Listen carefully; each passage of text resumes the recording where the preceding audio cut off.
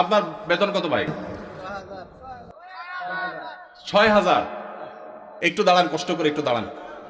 আপনার বেতন কত ভাই? ৫,৫০০।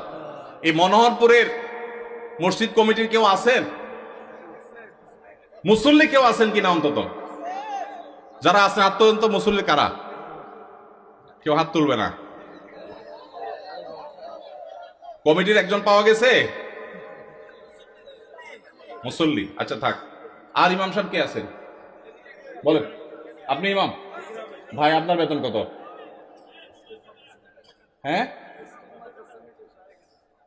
মসজিদ থেকে বেতন কত বলতেছি? মসজিদ মাদ্রাসা দুই ডিউটি বেতন 11.5। তার মানে আমরা যদি 5.5 ধরি তাহলে 5.5 মসজিদ থেকে বলা যায়। 5 ওয়াক্ত নামাজ পড়ান, ইমামতি করেন, 5 ওয়াক্ত নামাজ পড়ান, 5,500 জুমা সহ। আপনার কোন এলাকা? এই গ্রামের নাম বলেন? ডুলিপাড়া। কই মাহফিলের আয়োজক কারা? সামনে আসেন না, সামনে আসেন। কই পোস্টার কই? নাম বলার আগে সামনে আসেন। নামই নেই। আচ্ছা, আর ইমাম সাহেব আছেন আর 1-2 জন?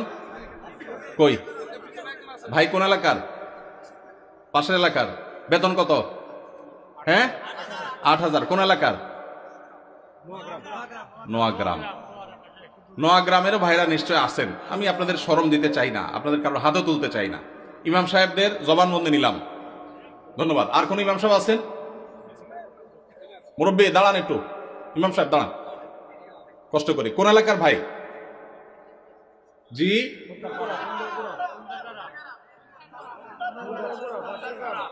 এতজন বললে কেমনে বুঝবো? খুন্দার পাড়া, খুন্দার গোড়া। ওকে, আপনার পাশের গ্রাম। আপনার বেতন কত ভাই? 6,000। বসেন ভাইরে। প্রশ্ন প্রসঙ্গে চলে আসলো, এতজন ইমামের জবানবন্দি আমরা নিলাম। হয়তো খুঁজলে আরো 10-20 জন ইমাম পাওয়া যাবে। অনেকে হয়তো চক্ষু লজ্জায় হাতটা উঠাচ্ছেন না, বলছেন না। ভাইরা আমার, এটা আমাদের জন্য, বাংলাদেশের মানুষের জন্য লজ্জা, অনেক বড় লজ্জার বিষয়। পৃথিবীর অন্য যে কোনো দেশের সাথে আপনি যদি তুলনা করেন, শুধু সৌদি আরবের কথা যদি বলি, আমি 10 বছর সৌদি আরবে ছিলাম।